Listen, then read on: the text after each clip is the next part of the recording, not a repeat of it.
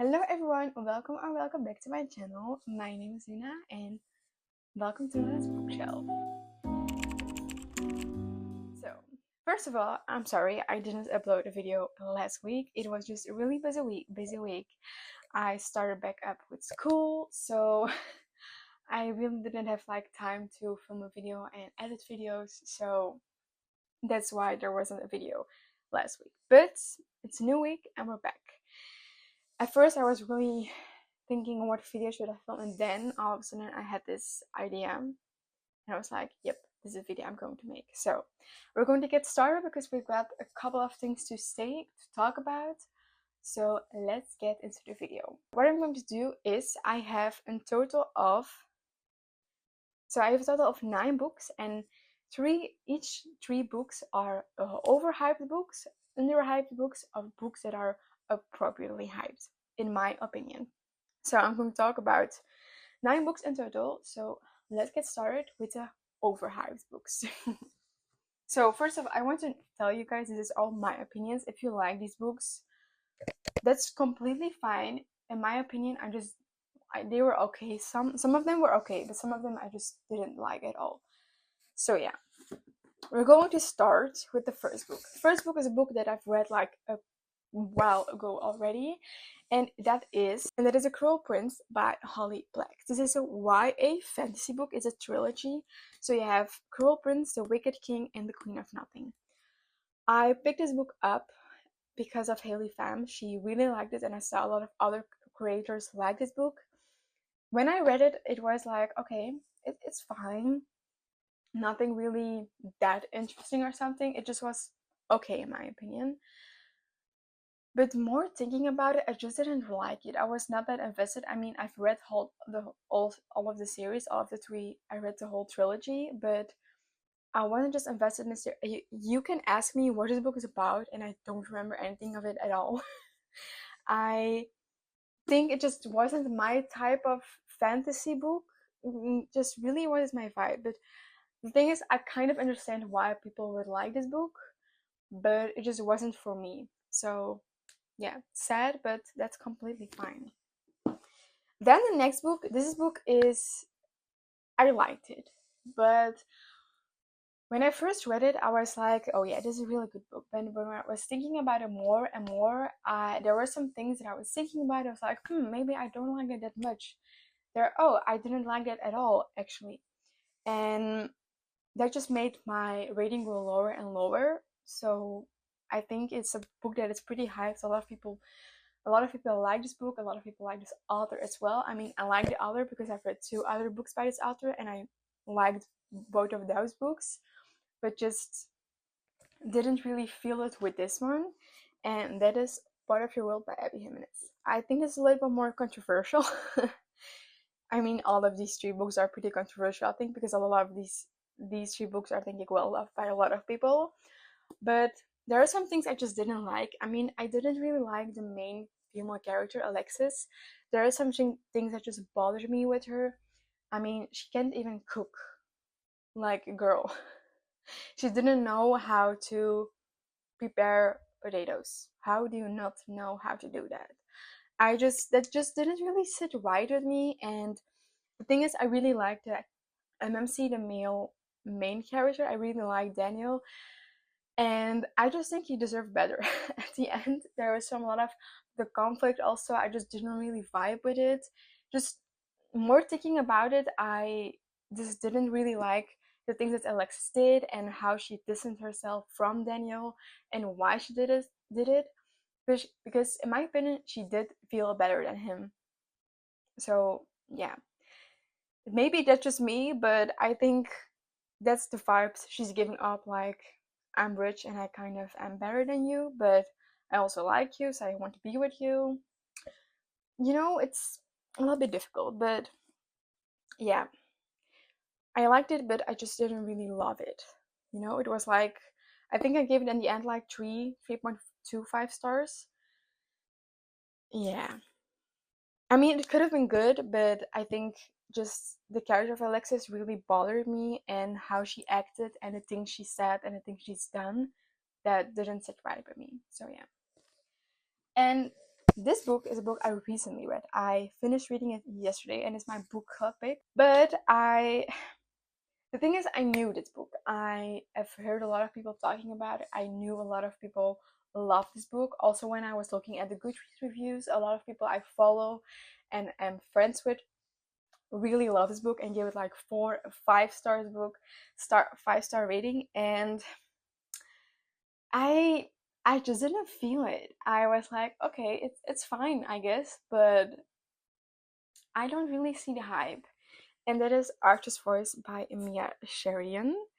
I There is an exclusive extended epilogue, and I didn't even read it because I just didn't care at all for it. I mean, the epilogue I also didn't really care, in my opinion. It wasn't necessary for me. So in this book, you follow what's her name? I really just read it, and I already forgot the FMC's name. Bree. You follow Bree and Archer. Bree just moved to this town because she's running away from her problems back at home, and then there she meets Archer. But Archer, he can't speak, but he's been a little bit left out and ignored by the whole town, the small town, and she's the first one to like really connect with him. And I mean, at first I liked it and I liked the idea, but at some point I just was bored and I just didn't really care about the story, about their connection, also about their backstory. I didn't really care about it. It just was like, oh, okay, so that happened. That's sad, but yeah. I don't know why, but sometimes you just have it with books that you don't feel the vibe. And I'm still thinking about this rating, but it's definitely not a 4 stars. Now I'm going for a 3 or a 2.75 because I think if I could, I maybe would have DNF'd this book. No, it's not the thing I would DNF this book, but it was more like it was good, but that's it. It was okay. It was just okay. I think it just wasn't for me. It felt really, in a way, it is an adult romance, but in some way it felt also very YA romance for me. I don't know why, but sometimes it just felt that way.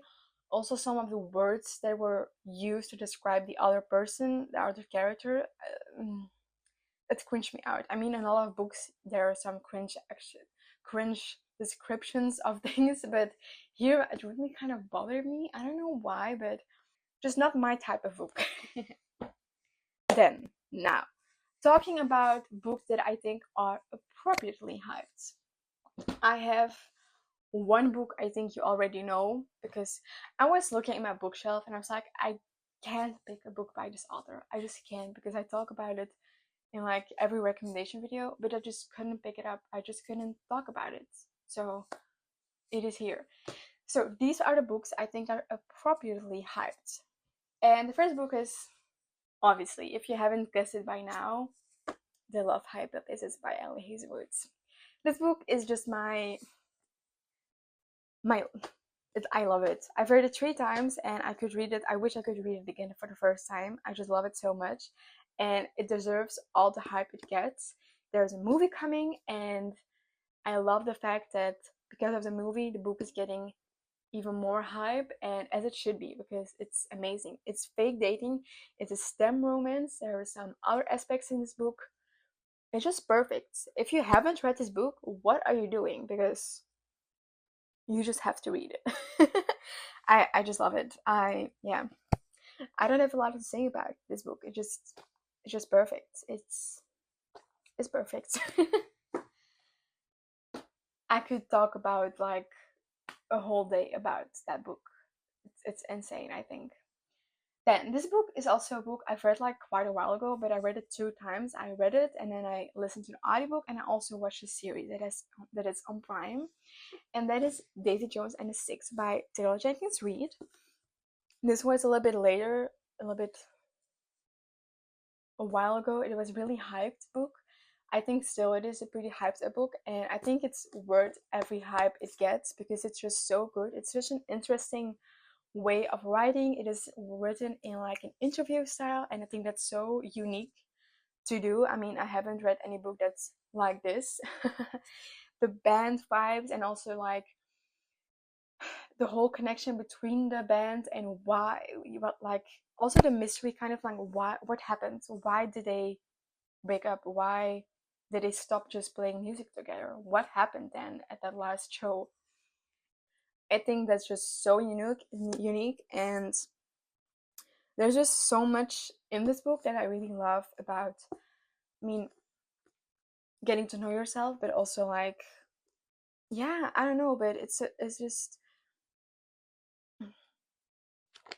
this book really made me believe this band is real, and I think that's such an interesting thing that Dale Jenkins Reid has done to really make you believe Daisy Jones and the Six is a real band.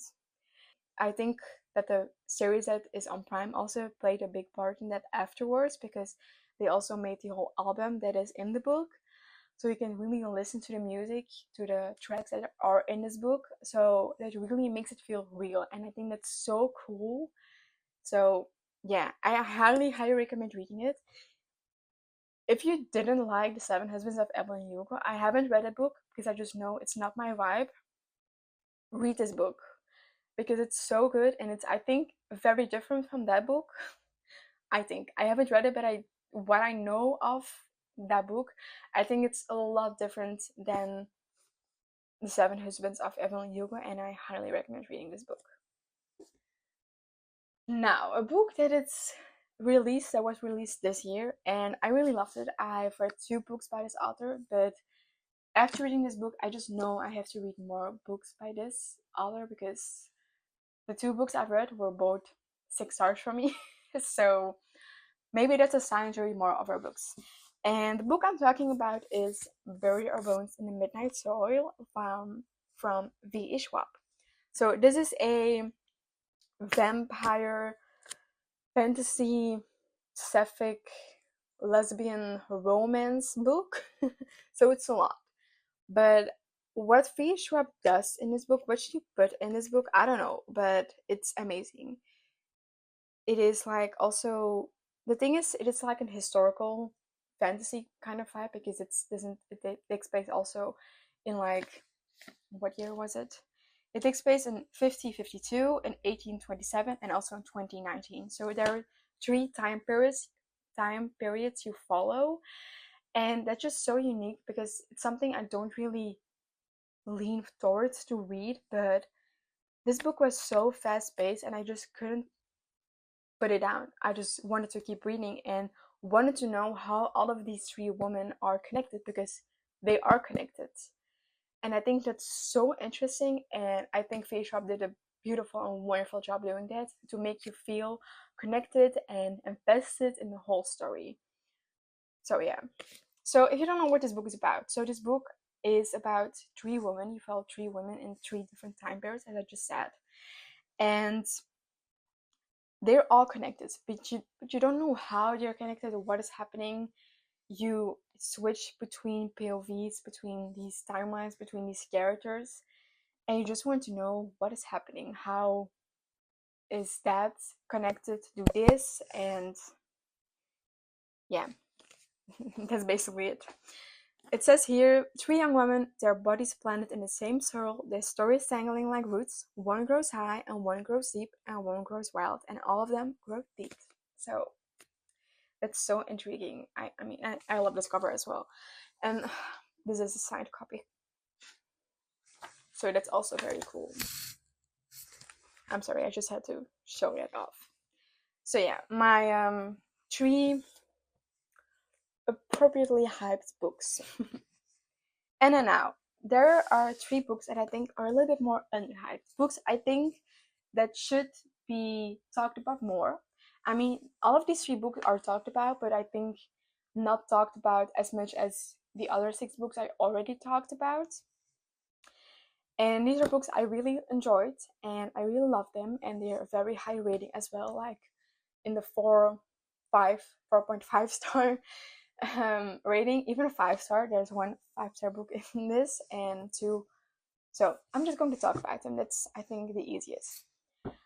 2 of these books I also read this year, and 1 book I read 2 years ago, I think. But I still think about it, and I just really like it. So First up is A Novel Love Story by Ashley Poston. I mean, Ashley Poston is a very popular author and is mostly known for The 7 Year Slip, The Dead Romantics, and her newer release Sounds Like Love. And I see a lot of people didn't really like this book, but I really love this book. I mean, Ashley Poston, her writing and her concepts are always very unique. It's a magical realism that takes place in all of her books, and I think that's so interesting to see and to read about. But with this book, I really love the fact that the character, she drives into this small town that is from a book she loves to read, and that was so good. It was so interesting to read. I was so obsessed with the characters, with the story, with how everything was going to unfold and everything was going to. I mean, there are some things you don't know already, some things you didn't expect to happen. Like, you also got to know alongside with the main female character what was happening and things that are like, why is it this way? I just really loved it. It's beautifully written. I didn't annotate it and I'm very sad I didn't, but I just know I will definitely be rereading this book and will be annotating this book. So yeah, I think it's one of my favorite Ashley Poston's books, and I maybe even like more than The 7 Year Slip. So yeah, maybe that's just me. Then there's a book that's by the same author I just talked about, and that is Taylor Jenkins Reid. And this is a book. There are two books or a couple of books by this author that I really talked about a lot, like Daisy Jones and the Six, The Seven Husbands of Evelyn Hugo, her newer book Atmosphere. But I don't see a lot of people talking about this book, and I don't understand why, because I really enjoyed this book. And that is Carrie Soto is Back. This book is so good. It is about a tennis player, Carrie Soto, and she stopped playing. So I'm just going to read it back for to give you like a little bit of an idea. So, Carrie Soto is fierce, and her determination to win at any cost has not made her popular.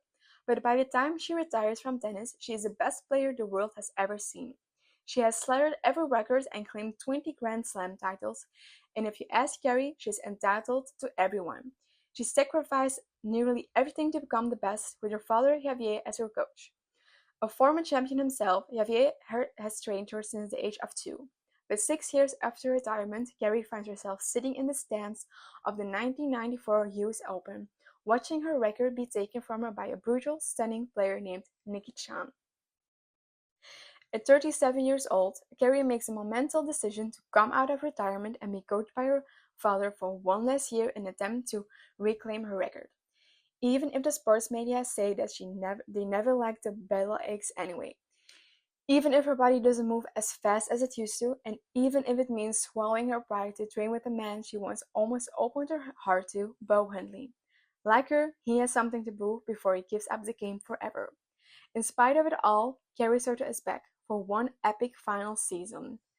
What Taylor Jenkins Reid did with Carrie Soto is so incredible because I didn't really like Carrie in the beginning. I was like, girl, get over yourself. It's not that big of a deal. But I've grown to like her and understand her in a way like I get it. I get where she's coming from. I also appreciate the build up of the story. You really go from the start, from where she started as a player to the ends. I just really enjoyed it, and I cared about tennis even though I don't know a single thing about tennis, but I was so invested in every game you read about she was playing. I was like, oh, is she going to win this or isn't she going to win this? Is she going to beat and gain back her title, her world record? It was so crazy, and I was so hooked to this book, and I think everyone should read this book, and it's definitely underhyped in comparison to other books by TJR. So yeah. The final book is a book that is like a more of a cozy fantasy, and I've seen people talk about this, but not a lot, not enough in my opinion, and that is The Cerulean House in no, The House in the Cerulean Sea by T.J. Klune. I picked this book up because of Jack Edwards, and I really loved the cover, and I was like very intrigued to the story. What was this book is about? And when I read it, I just really loved it. Every bit, I was like, oh my god, I just want more of it. It's a very unique story. It's so, yeah, I can't even describe how much I really enjoyed this book. Maybe I give it 4.75 stars, but now talking about it and thinking about it, maybe it was a 5-star book because I just really enjoyed this book a lot. It is about Linus Baker, and he works he works for the department in charge of magical youth, and he has to go to this house where a couple of children are that have this magical, how do I say it, magical children, but they're claimed to be dangerous. And Linus has to see if they're living in good conditions under the guy who is running this orphanage. And this orphanage is run by Otter, and is there to see if everything with the children is okay, and also just to see if everything's okay. And I really loved how you see the children and the character and the connection between the children and Linus, and also the connection between Linus and Arthur. I just really loved it. I just making me smile. I really enjoyed it. It's such a cute, comfy fantasy book, and yeah, it's so beautiful. And I don't think a lot of people have read it because maybe they don't think it's for them, but it's so good and such a fun book to read. So yeah, highly recommend reading this book. So yeah, there are all the 9 books that I want to talk about today. So we got 3 underhyped books, 3 hyped books, and 3 appropriately hyped books.